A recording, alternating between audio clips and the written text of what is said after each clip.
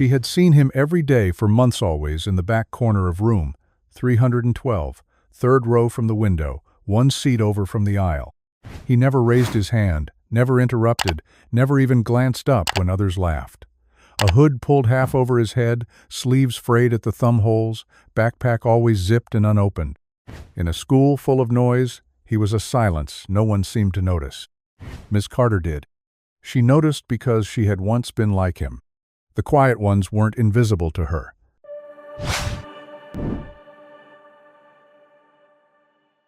They were sirens, beacons, kids who carried weight no one could name. And something about this boy, this 17-year-old who never spoke unless called on, tugged at her memory with a kind of ache she couldn't shake. His name was Eli. No middle name listed. No emergency contact beyond a shelter address. His records were sparse, his attendance nearly perfect. And yet, no one knew where he went when the bell rang. He didn't hang out by the lockers, didn't sit in the cafeteria, didn't catch the bus. He just vanished. The others filled in blanks with teenage cruelty. Creepy kid, probably homeless, might be a weirdo. But the truth, Miss Carter sensed, was far more complicated. She'd seen him once in the library after hours, not reading, not studying, just staring at the rows of books like they were locked doors he didn't have the keys to. Then one Thursday, something changed. They were reviewing a writing prompt in class. Write about a time you felt out of place, and while most students scribbled jokes or sarcasm, Eli turned in a page that made her hands tremble. It was only half a page, written in blocky print. No name, no date. Just one sentence stood out, and it burned itself into her mind like flame. I live in a world made of glass, and every day someone throws stones. She read it twice, then again. The rest of the page spoke of shadows and silence, of walking streets with invisible footsteps, of counting cracks in ceilings to fall asleep. There was a drawing at the bottom, a single window, shattered at the center, spider webbing outward. She wanted to ask him about it, wanted to bring it up casually, kindly. But when she looked up from the paper, his seat was empty. He'd left without a sound, as if the act of sharing had cost him too much. That night, Miss Carter stayed late in her classroom. She read the page again, then she pulled up his file, what little there was, and stared at the last known address. It wasn't far, 20 blocks, near the edge of the district line. The next day, Eli didn't come to school, nor the day after. By Monday, something inside her wouldn't let go. She told herself it was concern, that she had an obligation. But the truth was deeper, older. She had once been the kid who hoped someone would notice when she stopped showing up. So after work, she drove. The address led to a building that barely stood, brick chipped away, a rusted chain-link fence half collapsed, graffiti carved into the front door, no lights on in any of the windows. It didn't look like a home, it looked like a secret. She parked across the street and waited. An hour passed. Then, as the sun began to dip behind the skyline, she saw him, walking with a backpack far too heavy for his frame, hood up, head down, pace slow. He didn't look up once, just slipped through the gate, climbed the cracked steps, and disappeared into the building like smoke. Miss Carter didn't move. Her hands gripped the steering wheel as if it could anchor her. The next day, he was back in class. Same seat, same silence. But when she handed back the papers, his eyes met hers for a fraction of a second. Enough to say thank you without words. Enough to say, I know you saw me. She didn't mention it, didn't press. But something shifted. He began to linger after class. Just for a minute, just long enough for the other students to file out. She'd ask how he was doing. He'd nod. Sometimes mumble a one-word answer, but it was something. Then came the snowstorm. It hit fast and heavy. By noon, they announced early dismissal. Parents rushed in to pick up their kids. Buses were packed. Ms. Carter watched as the halls emptied like a flood tide. And once again, Eli vanished. She waited. She checked the lot. No sign. Something inside her snapped. She grabbed her coat, ran to her car, and drove back to the address she now knew too well. He was there. Not inside, outside, sitting on the front steps, arms wrapped around his knees, no hat, no gloves, just waiting, like always. She pulled up, rolled down the window. "Get in," she said gently.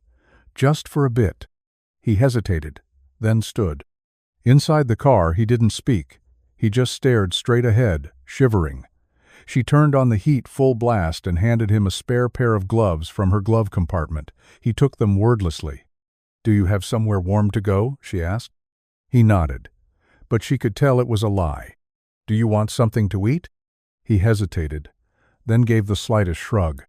She drove to a diner 2 blocks away. They sat in a booth. She ordered grilled cheese and soup. He didn't speak until the food arrived.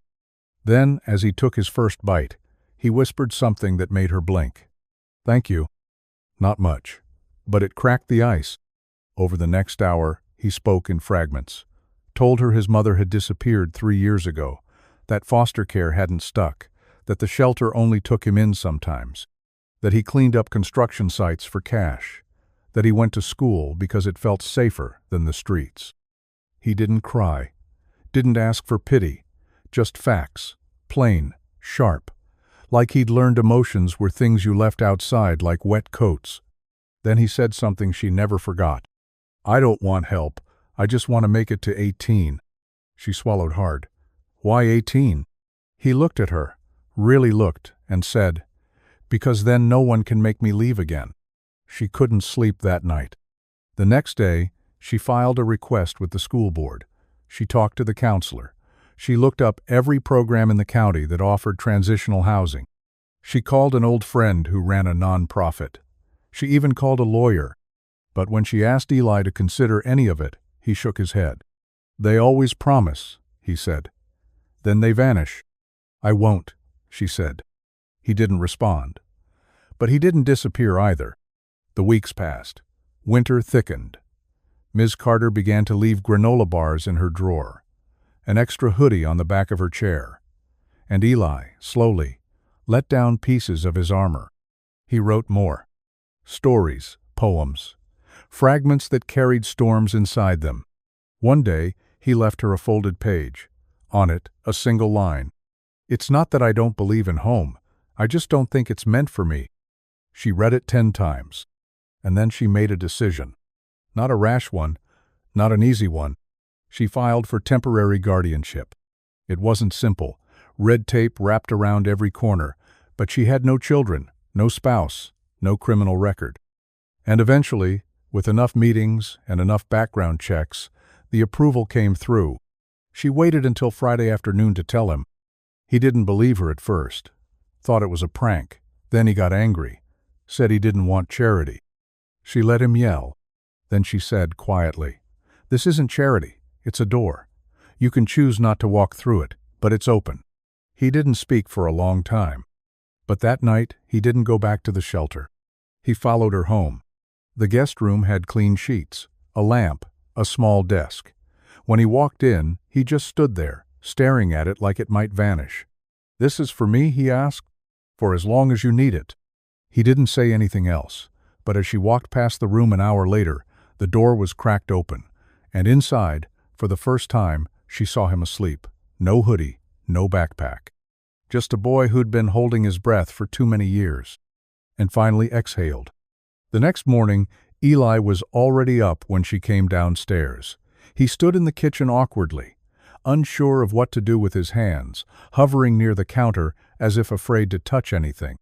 A glass of water sat untouched in front of him. He wore the same clothes from yesterday, and his shoes were still on, like he hadn't fully allowed himself to believe this place was safe enough to relax in. Miss Carter moved slowly, deliberately, like one does around a wounded animal. Not because she pitied him, but because trust once shattered doesn't come back quickly. It returns in flickers, small embers coaxed into flame with patience and time. "Coffee?" she asked softly. He shook his head. "Breakfast?" Another shake. She pulled out bread and started making toast anyway. The smell seemed to ease something in the room, and after a few minutes, he quietly pulled out a chair and sat. "I'm not used to people cooking," he murmured, barely audible. "That's okay," she replied.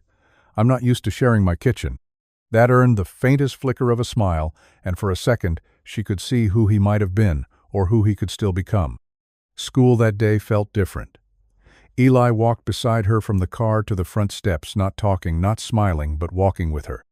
His eyes flicked to the faces around him, not with fear exactly, but a kind of alertness that came from years of being ready to run. When he reached room 312, he hesitated at the door. "You coming in?" she asked. He shrugged. "I usually go around, avoid the crowd." "Want me to leave the door open?" she offered. He gave a small nod, and that was all it took. That week, he came in early every morning. He never said much, but she noticed the way he started to organize the textbooks near his desk, straighten the chairs when others left them askew. Small actions, quiet claims to a space he had once passed through like a ghost. She didn't ask questions about his past, didn't press him to explain where his mother went or why he didn't trust the system. But each day, he revealed a little more, sometimes in his writing, sometimes in the way he lingered in her classroom after the bell. One day, he left her a story, a short one. It was about a boy who built a house out of paper and filled it with drawings of people he wished existed. In the end, a storm came and the house dissolved, but the drawings turned into seeds. The last line read, "I think they're growing now." She read it 3 times before placing it in her top drawer, next to the shattered window sketch. Then spring came. The first time she saw him, without his hoodie, she barely recognized him. His hair, longer than most boys his age, framed a face that had known too much. There were faint scars sewn on his eyebrow, one near his jaw, but nothing compared to the look in his eyes. He wasn't just older than his years. He was a boy who had learned how to disappear without moving. That day, he came to her desk after class. "Do you think people change?" he asked. She set down her pen. "I think people remember who they were supposed to be." He nodded slowly. Later, she found a note taped to the inside of her classroom door. No name, just 2 words. "Thank you." That weekend, she took him to a bookstore. It wasn't fancy, just a used shop run by an old couple who loved stories more than profits. He wandered for nearly an hour, silent, reverent. Then he found a copy of The Outsiders, dog-eared and yellowed. "I read this once," he said, running his finger along the spine. "In 6th grade. We weren't supposed to keep the books, but I did anyway.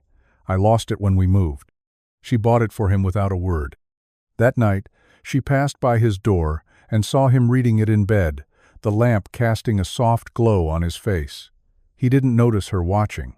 He was too deep in the story. It felt like hope. But nothing stays easy for long. One afternoon, a knock came at her classroom door. A man in a cheap suit and a clipboard. Child Services. "There's been an inquiry," he said flatly, "about the boy." Her heart sank. "Who made it?" "Anonymous tip. Said there's a minor living with a teacher."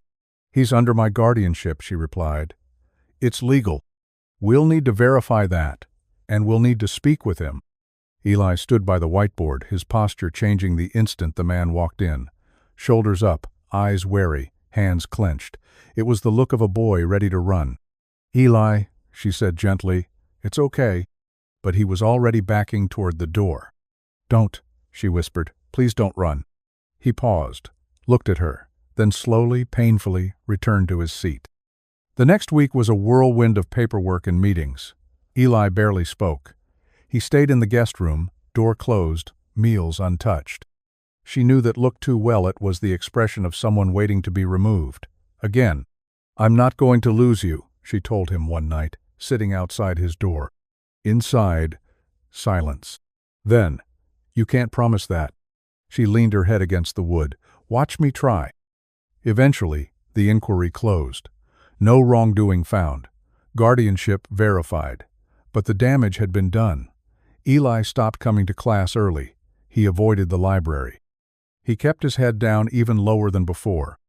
Until the night of the school awards ceremony. She hadn't expected him to come. His name had been submitted quietly for the Creative Writing Award. The story about the paper house had made its way through the faculty, passed hand to hand, until no one could deny the voice it held. When his name was called, the room hushed. He didn't stand right away. But then she saw him, in the back row, rising slowly. No hoodie, clean shirt, eyes wide. He walked to the front like a man walking through a dream, took the plaque with both hands. The principal offered a handshake, but Eli turned to the microphone and said one sentence. "I live in a world made of glass, but someone showed me how to stop throwing stones."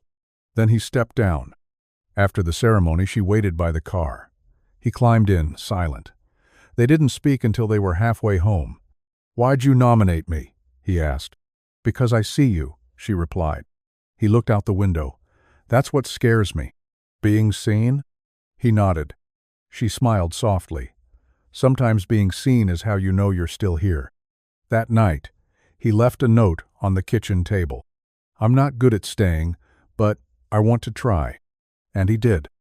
He started applying to colleges, small ones with writing programs. She helped him write the essays. They stayed up late editing drafts. He never asked for help, but he accepted it when offered. That was progress. On the day the first acceptance letter came, he walked into the house with it clutched in his hand, silent, stunned. She saw it in his eyes before he spoke. "I got in."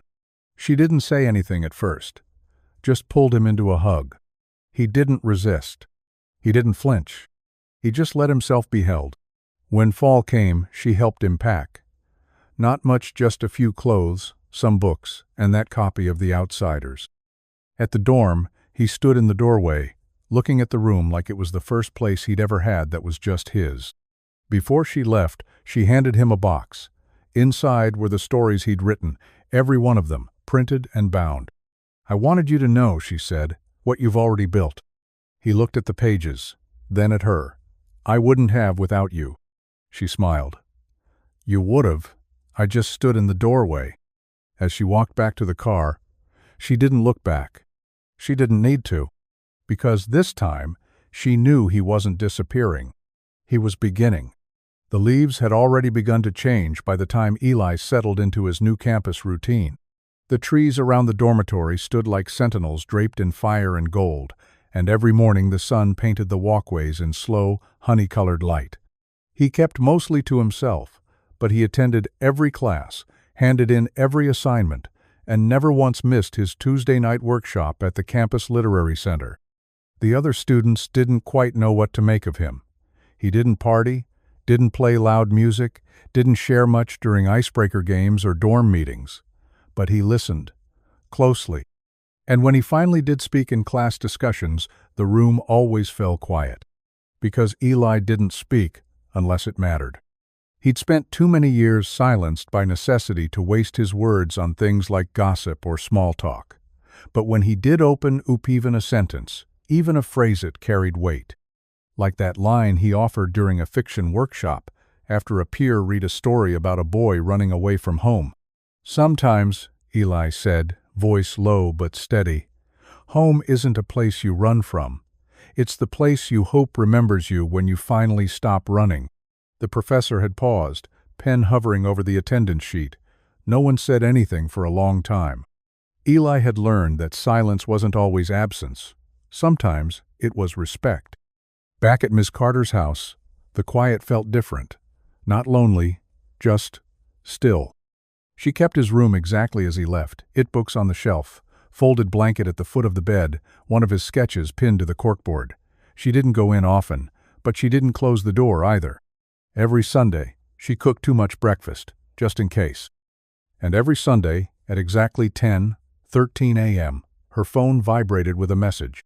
Sometimes it was just one word: alive, writing, reading, sometimes a photo, a new campus bench he'd found, a stack of library books, a squirrel sitting on his windowsill like a roommate.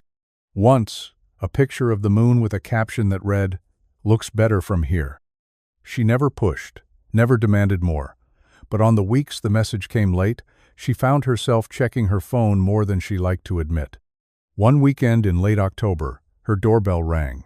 It was early, barely past sunrise, and, for a moment, she thought it might be the mailman. But when she opened the door, Eli stood there, backpack slung over one shoulder, jacket zipped all the way up, a half smile on his face. "I had a break," he said. "Thought I'd come home." Home. The word landed gently, but with all the gravity in the world. She stepped aside, and he entered like he'd never left. He moved through the house quietly, not inspecting, just noticing. His shoes left faint wet spots on the tile, and the moment he entered the kitchen, his eyes found the same mug she'd always used for him, still on the shelf, still waiting. They had breakfast toast and scrambled eggs, orange juice in mismatched glasses, and then they sat on the back porch, wrapped in blankets, the cold air nipping at their cheeks. "I'm thinking about changing majors," he said after a while. "Creative writing feels like the only place I'm telling the truth." She didn't say anything right away. "You think that's dumb?" "No," she said. "I think that's brave."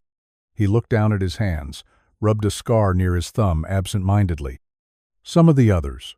They write stories about magic and battles and love. I write about silence and cracked ceilings and things that don't get fixed." "That's the kind of story that stays with people," she said. He nodded slowly. "I just don't want to stay broken to write good things." She turned to him then. "You're not broken, Eli. You're becoming." He didn't respond. But later that afternoon he asked if he could visit his old school. Not for a tour, not to see anyone, just to walk the halls again. So they went. It was a Saturday. The building was mostly empty, save for a janitor and a few teachers grading papers. Room 312 was unlocked. Sunlight spilled across the desks, dust motes dancing in the air. Eli stood at the threshold for a long moment, eyes scanning every corner. Then he walked to his old seat, 1/3 row from the window, one seat from the aisle, and sat down. She stayed near the door. "You know what I remember most?" he said, his voice almost lost in the quiet. "What?" "That you never asked me why I was so quiet." She smiled. "You never needed to explain it." He leaned back in the chair, exhaled slowly. "This room saved me." "No," she said gently. "You saved yourself. The room just waited until you were ready." He didn't reply, but the way he looked at her held the kind of gratitude words never managed to catch.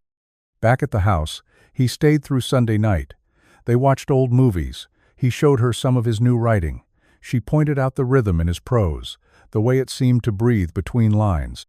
He didn't know how to take compliments yet, but he didn't flinch at them anymore. Before he left, he handed her an envelope. "Don't open it until I'm gone," he said. She nodded. He got into the rideshare car without fanfare.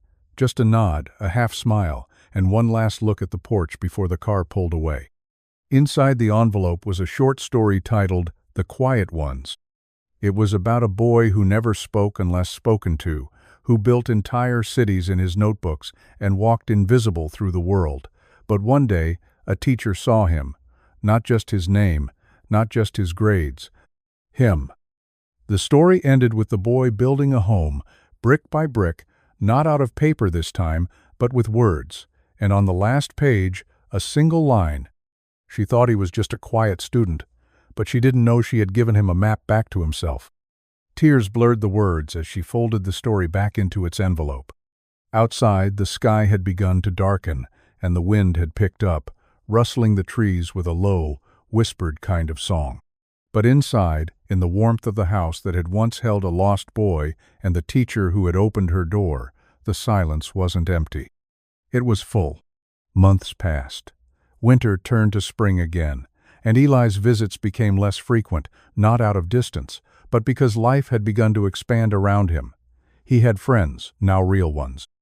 People who knew his name without asking, who passed him in the dorm hallways with smiles instead of suspicion. He'd even started a writing club with 2 other students who shared a love of words over beer pong and late-night philosophy.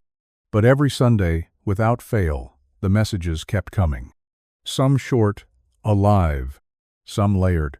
Wrote something today, didn't hate it. And occasionally something like, found a bookstore with a dog, thought of home. Miss Carter had saved every one of them. She'd even started printing them, taping them into a little journal labeled The Thread, because that's what they were now, a tether, a thread between 2 lives that had once collided in silence and somehow found meaning. Then, one Saturday morning, the messages stopped. She noticed the silence first as a flicker, a small unsettlement. It had only been a day, nothing to panic over. He could be busy. Midterms, maybe. A writing retreat. A weekend away. But Sunday passed. Then, Monday. By Tuesday morning, she was pacing in her kitchen, her phone unmoved on the counter, the journal still open to the last message. You ever feel like something big is coming, and you don't know if it's good or bad? That had been 5 days ago. She called his number. It went straight to voicemail. She emailed. No reply. By Thursday, she drove. It was a 3-hour trip to his campus. She told herself she was being dramatic, that he was probably fine, but something twisted low in her gut refused to sit still. At the administration office, she asked for him. The clerk raised an eyebrow. Eli Moreno? He withdrew last week. Her heart thudded. Withdrew? Yeah. Said it was personal. Didn't give details. Did he say where he was going? Sorry, privacy laws. She stood there for a full minute, hands still on the counter, breath tight in her chest. The dorm room was empty, the bed stripped, the desk bare. His roommate didn't know much, just that Eli had left one morning, packed everything into a single bag, and walked out. Did he seem okay? She asked. The boy shrugged. Quiet, but not like upset. Just finished. Finished. It echoed inside her the whole drive home.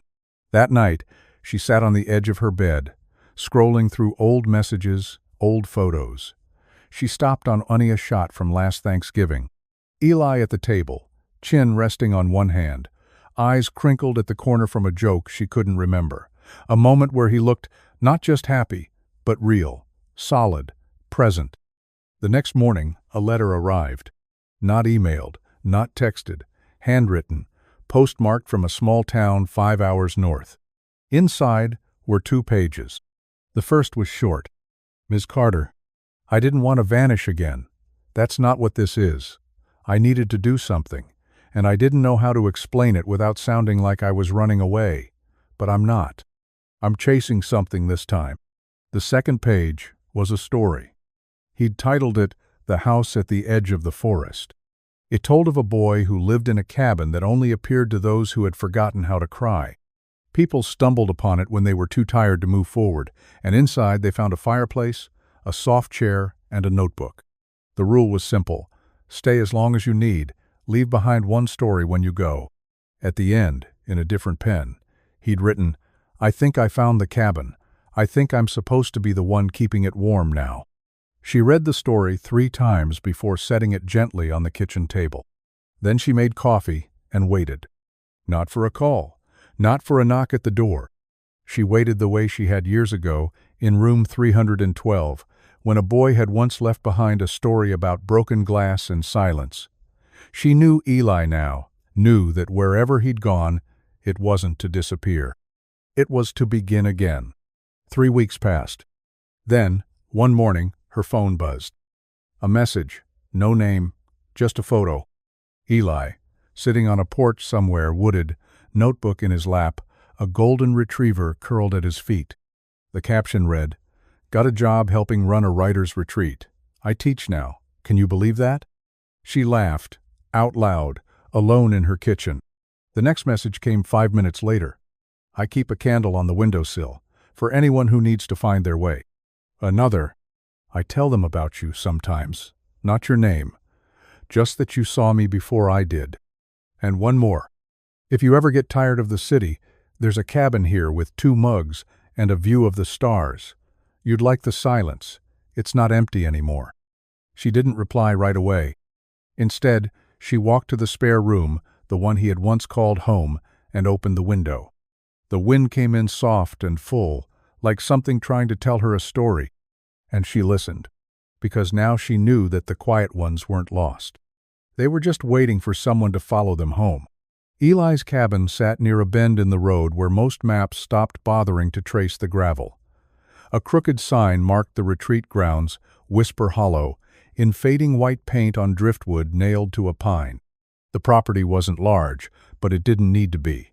What mattered was the quiet, the kind that wrapped around your shoulders like a blanket instead of pressing down like a weight. It was early May when Ms. Carter finally made the drive. The invitation had come not in words, but in the repeated rhythm of messages sent every week. Photos of budding trees, short videos of dogs chasing bees in slow, lazy arcs, snapshots of handwritten notes left by visitors tacked to a corkboard beside the cabin fireplace. They were all different scrawled, typed, printed on napkins, but they shared a theme: gratitude, release, healing. She had always told herself she would know when the time was right. That morning, she packed a bag with a paperback she hadn't finished, a scarf she only wore when she wanted to feel grounded, and the journal she had filled with every message Eli had ever sent. The road unwound through hills until it reached the forest's edge, and from there she followed his instructions. Past the old barn with the collapsed roof, around the bend marked by a fallen oak, then through a gate left open on purpose. He was already outside when she pulled in. Not startled, not surprised just there, as if he'd known she would come. He wore a flannel rolled at the sleeves and had that same posture she remembered from room 312, relaxed but watchful, like part of him was always measuring the moment. "You found it," he said. She stepped out of the car, smiling. "You made it findable." He didn't hug her. That wasn't their way. But he took her bag and led her up the steps to the porch. The dog trotted behind them, tail wagging slow like a metronome. Inside, the cabin smelled of cedar and cinnamon. There were books on the shelves, 2 mismatched armchairs, and a window with a perfect view of the tree line. Her eyes landed on the corkboard.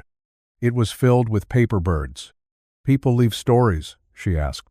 "Or pieces of them," he replied. "Some stay the night, some just for an hour." She walked up to the wall, reading a few. "I haven't spoken to my sister in 10 years. Today I wrote her a letter. My father used to whistle this song when he was nervous. I found myself doing it last week. I haven't cried in 12 years. I did hear. I'm okay with that." Miss Carter turned to him, voice quiet. "Do they know who you are?" He shrugged. "I'm the guy who keeps the kettle warm and the porch swept. That's enough." But it was more than enough. It was everything. Over the next few days she stayed in one of the guest cabins, small, clean, comfortable. They fell into a rhythm. Mornings started with tea or black coffee, shared mostly in silence while the forest woke up. Afternoons were for walks on the trail or helping visitors settle in. Evenings brought soft conversations near the fire or music played low from an old speaker Eli had fixed himself. She noticed the change in him. He stood taller now, not in pride, but in presence. His silences were no longer barriers, they were pauses, carefully chosen, purposeful. When guests asked where to write, he didn't give instructions, he gave permission, and it made all the difference. She watched one woman, early 40s, brittle around the edges, come to the retreat, dragging a suitcase, and grief so heavy it showed in the way she blinked. Eli handed her a notepad and pointed to the bench overlooking the stream. "You don't have to write what hurts," he told her. "You can write what never got to breathe." 2 days later, that woman pinned a poem to the corkboard and left with a softer face. When she was gone, Miss Carter turned to him and asked, "How do you know what to say?" Eli stared at the fire.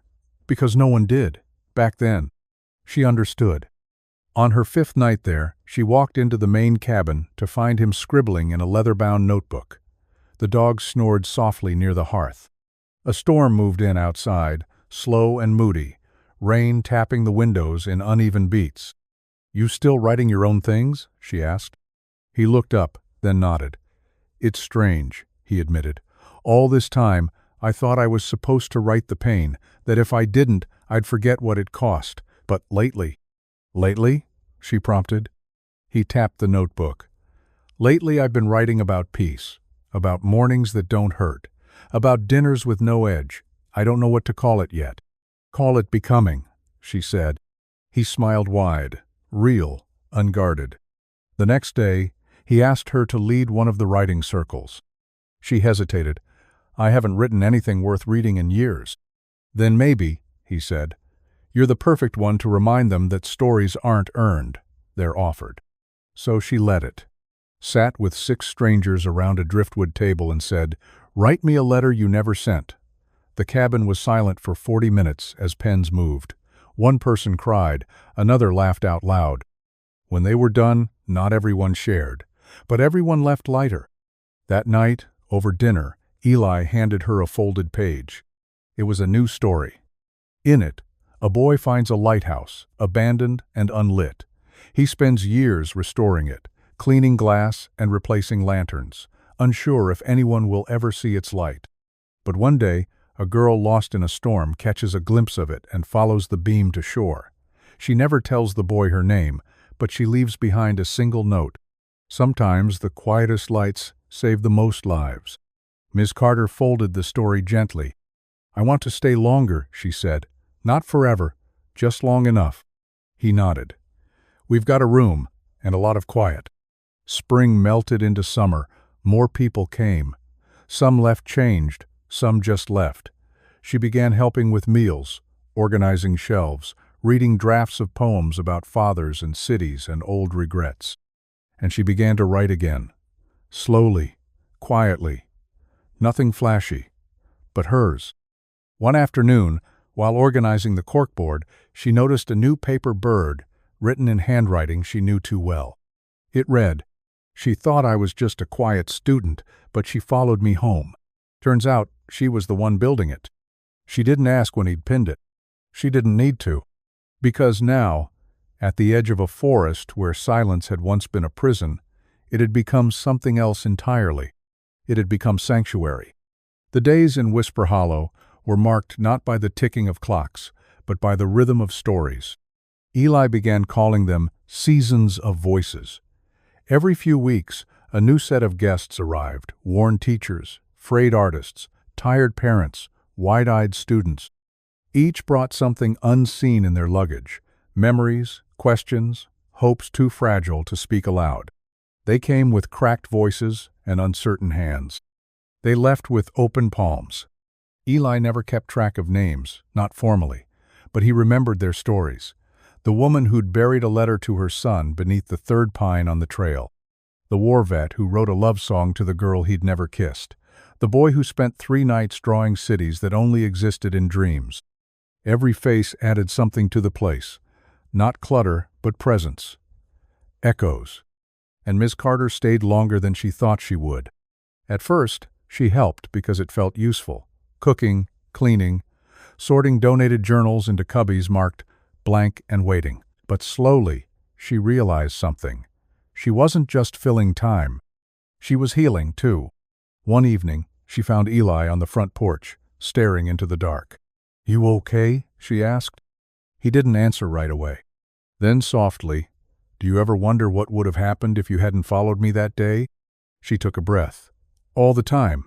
And? I think I would have kept teaching.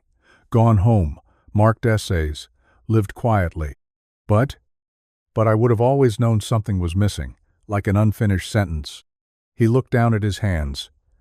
"You didn't have to follow me." She smiled. "You didn't have to let me." There was a long pause. Then he said something she had never heard him say before. "I'm proud of myself." It came out rough, hesitant, like a new language. But she felt it land in her chest like music. "I am too," she said. That night, she wrote for hours. The first sentence was hard. It always was. But then came the second, then the third, then pages. Her fingers ached by midnight, and the candle had long burned down, but she didn't stop until the words were real on the page. The piece wasn't about Eli. Not directly. It was about the quiet boy in every classroom, the one who disappears when heads turn, the boy who learns to speak through pencil scratches and sideways glances, the boy who doesn't know if he's worthy of space until someone shows him he's always been. When she finished, she didn't read it aloud. She didn't pin it to the wall. She folded it gently and left it on the windowsill in the main cabin. The next morning, it was gone. No one said a word, but when she saw Eli later, his eyes lingered on her just a second longer than usual, full of something deep and settled. They fell into new habits after that. Weekly circles, shared prompts, monthly bonfire readings, where visitors could read or listen or simply stand in the light and feel known. The retreat began to grow not in size, but in soul. One day, a young woman arrived with a guitar slung across her back and too many bruises hidden beneath her sleeves.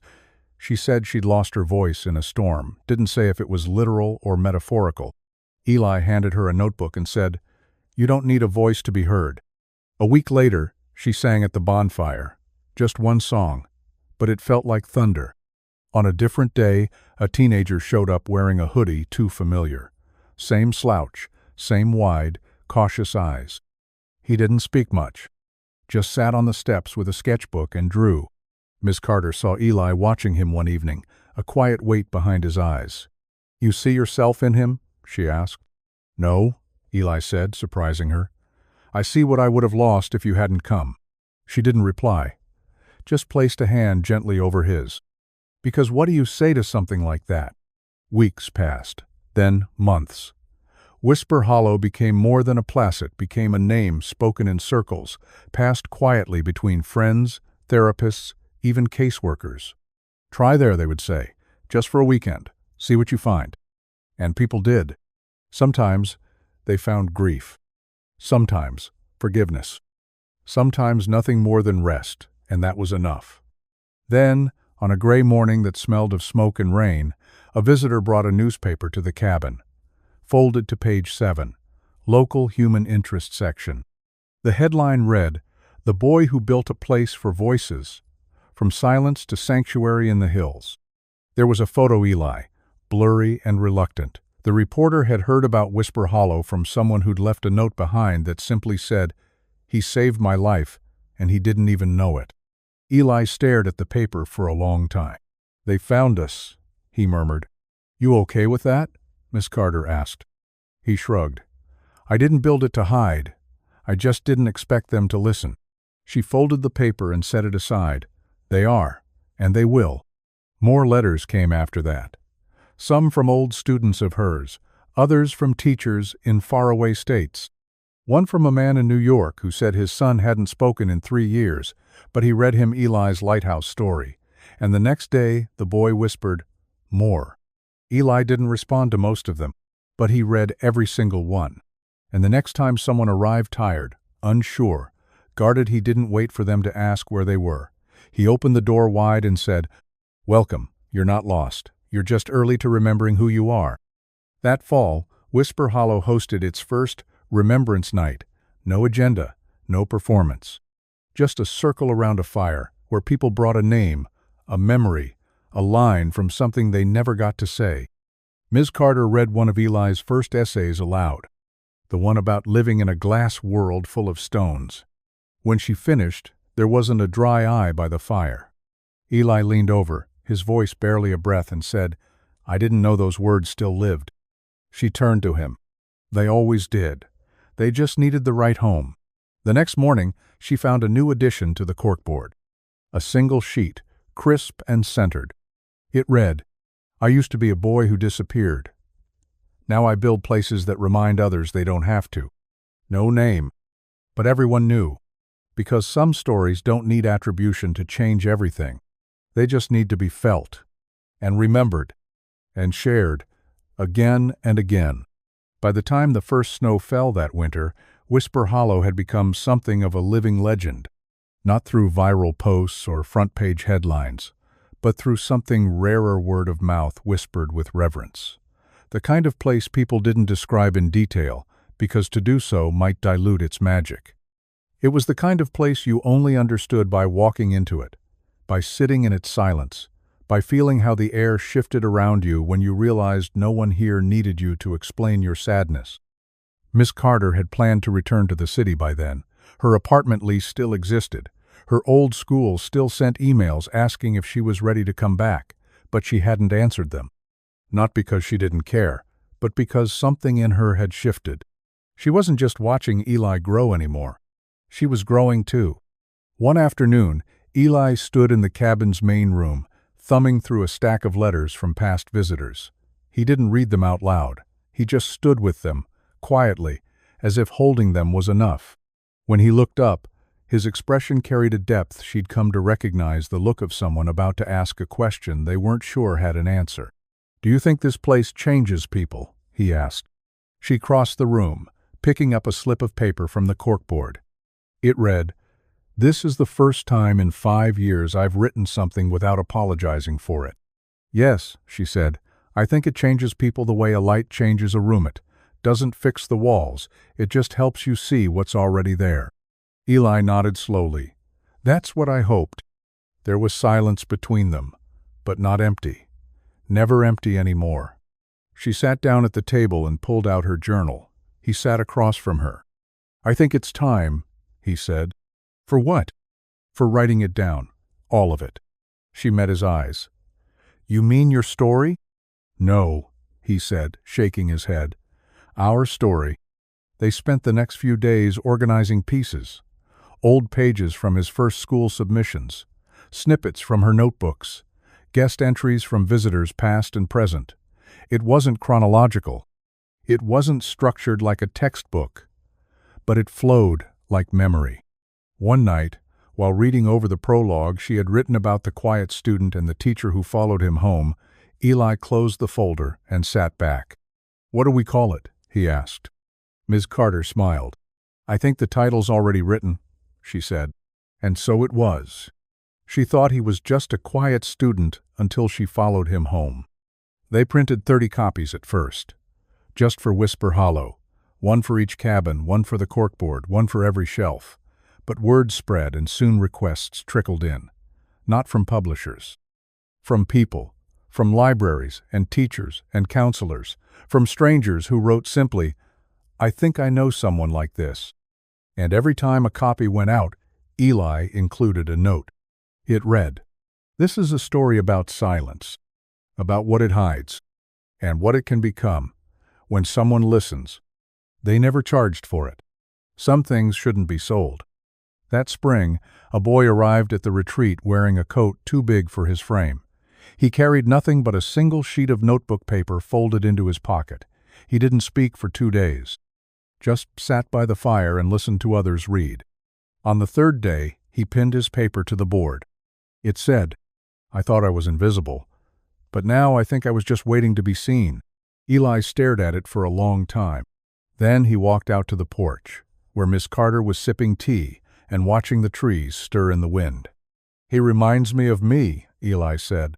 No, she replied gently. He reminds me of who you helped become. And Eli, for the first time in a long time, let himself cry. Not in sorrow, not from fear, but because the story had come full circle. And for once, the silence was exactly where it belonged. A few weeks later, as new guests arrived and the forest bloomed with green, Eli found a new notebook in the mailbox. The cover was blank, the pages crisp. Taped to the front was a note in familiar handwriting. For the next story. Because this one wasn't the end. It was the beginning. He turned it over in his hands, smiling. Then he opened to the first page and began to write. The page stayed blank for a while, not because Eli didn't know what to write, but because, for the first time, he wasn't writing from pain. He was writing from peace, from stillness, from that small, quiet place inside him that had once been bruised and guarded, but now stood open like a door that no longer creaked when pushed. He didn't rush the words. He let them come like rain, slow, scattered, deliberate. Some days he wrote whole paragraphs, others just a line. But each one felt honest in a way he had never allowed himself before. This place is not made of wood and nails. It's made of seconds. Seconds where someone listens. Seconds where no one looks away. I used to carry silence like a wound. Now I carry it like a tool. She thought I was just a quiet student, but she waited. And when I finally spoke, she didn't run. She stayed. That's when I began to build. By the middle of that summer, the notebook had become something more. A seed, a map, a soft-spoken manifesto. And people noticed. A retired publisher, who came for a weekend of stillness, found the notebook on the cabin shelf and asked if he could copy the pages. A professor from a university nearby offered to help archive the corkboard notes for preservation. A student from across the country sent a letter saying she had started a whisper wall at her own school where students could leave anonymous notes of pain or gratitude, and where every week someone wrote back.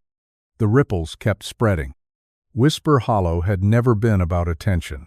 That was never the goal.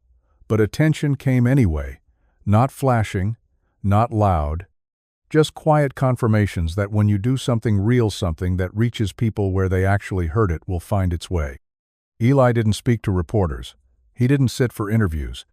But he said yes when Ms. Carter asked if they could publish the notebook as a second volume.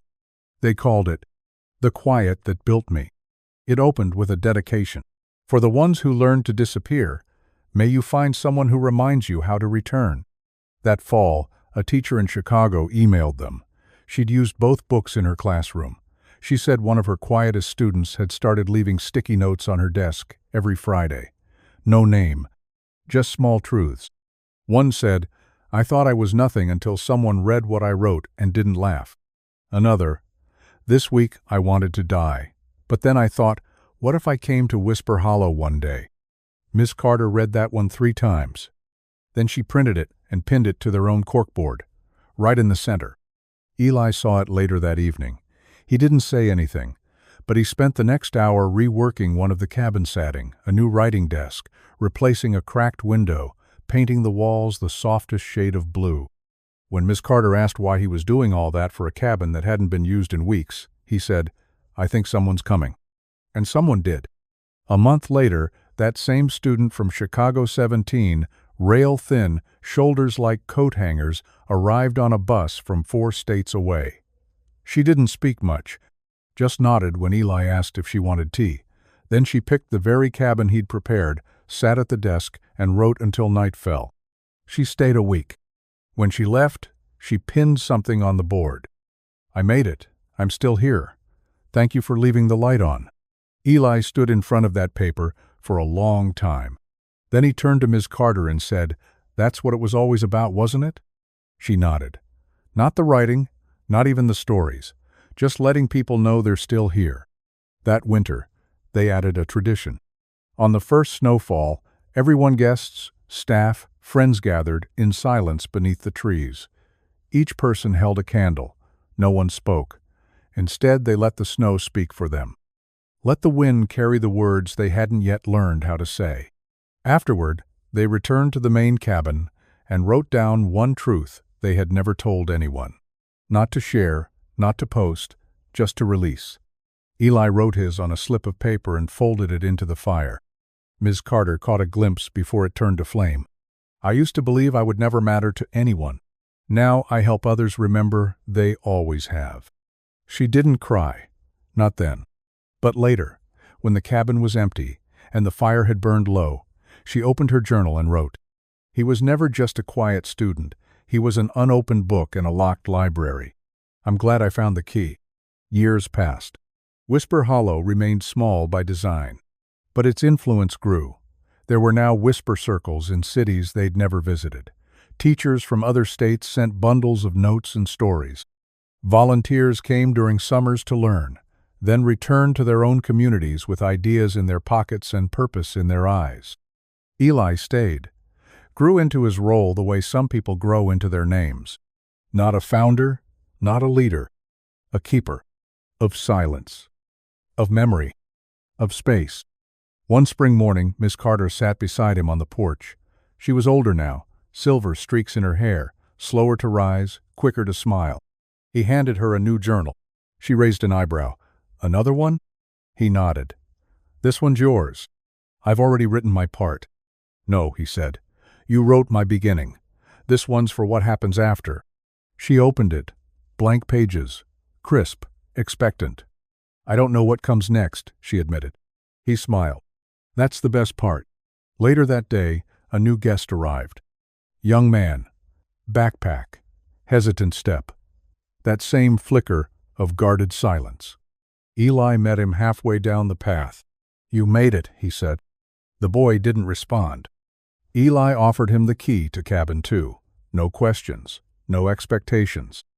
"Stay as long as you need," he said. The boy nodded once, took the key, and for the briefest second, something in his posture shifted. Ms. Carter watched from the porch, a pen now tucked behind her ear. She opened her journal and wrote, "Every story starts in silence, but the good ones, They don't stay there. She looked up, watched the boy disappear into the trees, watched Eli stand at the trail's edge, steady as ever. Then she whispered, as if to the wind itself, "I thought he was just a quiet student, but I was wrong. He was a lighthouse." And I followed the light home. And somewhere, far above the trees, the sky opened just enough to let the sun touch the forest in gold. Because sometimes, if you listen closely, the quiet answers back. Spring drifted slowly into summer, and with it came a kind of quiet bloom across Whisper Hollow. Everything greened with new softness moss growing thicker near the trail bends, wildflowers pushing between stones, bees moving lazily through sun-warmed air. Visitors came and went, stories left behind like footprints in a field, but something unspoken began to shift in Ms. Carter. It had been nearly 2 years since she followed Eli home. 2 years of mornings steeped in stillness and dusk threaded with stories. 2 years of watching others find pieces of themselves inside the quiet that he'd once used to shield himself from the world. And yet, for all the healing she'd helped usher in, for all the journals and bonfires and paper birds pinned to the corkboard, there was still one truth she hadn't yet faced. Her story wasn't finished. Not the part about Eli. That thread had been woven with care. But the story she'd buried long before she ever stepped into room 312, before she ever asked a quiet boy where he went, when the bell rang still sat somewhere untouched, waiting. It came to a head one rainy afternoon. The cabins were full, the path slick with mist. A young man from Oregon had just left a note that read, "I remembered how my father smelled today." I hadn't remembered anything about him in 10 years. Eli pinned it to the corkboard with the kind of reverence that had become second nature to him. Miss Carter sat at the writing desk in the main cabin, staring at a blank page. For once it didn't feel expectant. It felt accusatory, like it was daring her to try. She'd been writing every week. Poems, reflections, exercises for workshops. But nothing deep, nothing from before Eli, before the retreat, before she became a lighthouse keeper. And the page knew it. Eli stepped into the cabin just as she shoved her journal shut. "You okay?" he asked. She forced a smile. "Fine, just stuck." He studied her for a beat too long. She hated how easily he saw through her. "You ever write about your dad?" he asked. She flinched. It was subtle, but he caught it. "No," she said. "Why not?" She swallowed. "Because I don't know if I remember him or if I've just remembered the stories I've told myself." Eli nodded, sat across from her. "I think that's writing," he said, "sorting what was from what we needed it to be." She looked away. The rain whispered harder against the windows. "My father left when I was 11, she said suddenly. No note, no call, just gone. My mother told me not to talk about it, said if I ignored the empty chair long enough, it wouldn't hurt anymore. "Did it work?" he asked gently. She shook her head. "I just learned to sit in other people's chairs instead, fill the gaps where I wasn't needed." They sat in silence. Then Eli did something she hadn't expected. He reached into his notebook and tore out a blank page, folded it once, slid it across the table. "No prompts," he said, "just start." She looked at him, and then she began. She didn't write a poem, or a letter, or an essay. She wrote a scene of a little girl in a kitchen, watching a coffee mug go cold, of a mother sweeping the same square of tile over and over, of a silence that wasn't peaceful, but hollow, echoing. When she finished, her hands were trembling. She didn't speak, just handed it to him. He read it, and then, with eyes full of something softer than sympathy, something like honor, he said, "We need to add this to the wall." She didn't argue. That night, he pinned her page beneath the one from Oregon. And for the first time in her life, Miss Carter felt seen not for who she helped or what she taught, but for what she'd survived. After that, the writing changed. Not just hers. Everyone's. They started a new tradition, legacy letters. Every guest was invited on their last night to write a letter not to someone else, but to themselves. The version of themselves that had walked in 3 days, 5 days, 2 weeks earlier. Letters like, "You thought you were broken, you were just unheard. You carried shame like it was stitched into your jacket. You can take it off now. You almost didn't come. I'm so glad you did. The wall grew so full that they began a second one in cabin 3. When that filled, they archived the older ones in handmade wooden boxes labeled by season. By the following spring, there were 5. Eli built shelves for them, painted the words, "The Witnessing Room," above the doorframe. Visitors began requesting time there before they left. It was sacred, not religious, not ritualistic, just sacred. One day, a woman in her 70s arrived with a walking stick and a photograph tucked into her coat. She said nothing for 2 days, just walked the trails, watched the fire. Then, one morning, she pulled out the photo and laid it on the table. A black and white image of 2 children, arms around each other, smiling like the world hadn't yet shown them its edges. "This was my brother," she said. "He died when we were 17. I've been carrying the guilt of not being there for him ever since." Eli didn't speak. She didn't need him to. She wrote her letter in silence. It was the longest anyone had ever left. 3 pages, scrawled, unedited, raw. She folded it carefully, kissed it, and placed it inside the archive box. "I'm going home now," she said. And she did. That summer, a documentary filmmaker reached out. She'd heard whispers, wanted to tell the story. Eli hesitated. But Miss Carter said, "If it helps someone find their way here, let them see the road." So they agreed under one condition. No interviews, no narration, just footage. The place, the people, the notes, the sound of wind through trees and pens scratching paper. When the film aired 6 months later, it had no title screen. Just one line. "A place where silence writes back." The impact was immediate. Letters arrived by the hundreds. Some asking to come, some unable to travel, but asking to be part of it anyway. So they began a new program, Whisper from Afar. People mailed their stories. Whisper Hollow mailed back replies. Not advice, just presence. You're not alone. We see you. Your words matter. You matter. One day, a letter came with no return address. Inside was a sheet of lined paper, worn at the corners. It read, "I was going to end my life this week. Then I read a story online about a boy who was quiet, and a teacher who waited. I've decided to wait too." Eli folded the paper, pressed it to his chest. Then he walked outside and sat beneath the oldest tree in the forest, the one they called the Sentinel.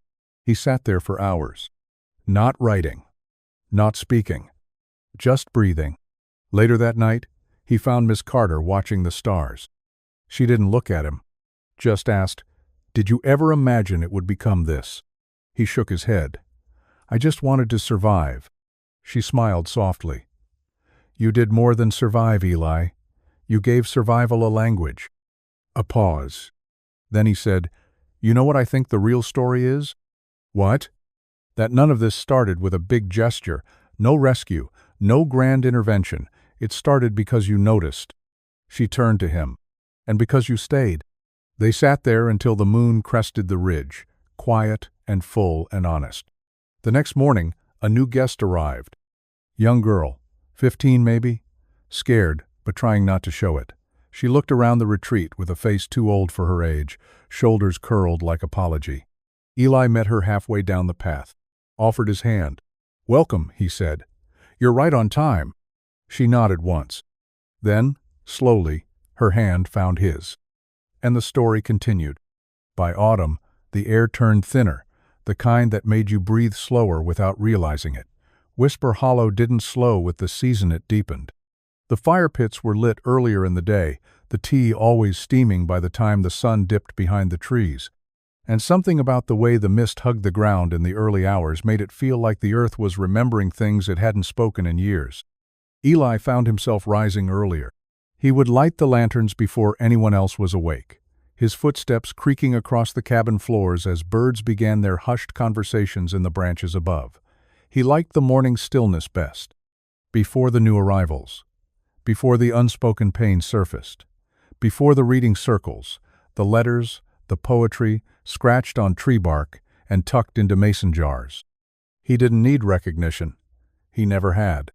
But he had come to understand something about presence, that the simple act of being there, with open hands and steady breath, could sometimes change the trajectory of another person's life.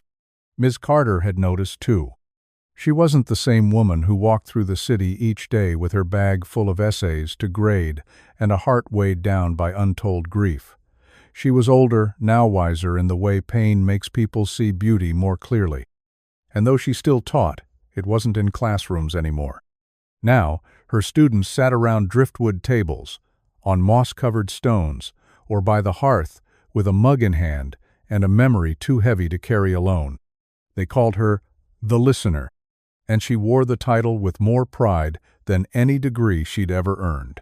One evening, as wind combed through the trees like a song, a man in his 40s arrived. He wore a suit that didn't quite fit anymore and held nothing but a duffel bag and a single page folded into his coat pocket. He didn't speak when he checked in, just pointed to the oldest cabin. Eli didn't ask questions. That was the rule. 2 days passed before the man approached Miss Carter, who was stacking firewood near the bench by the river trail. He sat beside her and handed her the folded page. She opened it slowly. It was a note. "I haven't seen my daughter in 5 years. I missed her wedding, her graduation, her first heartbreak. I don't know how to write to her, because I'm afraid I don't deserve a reply."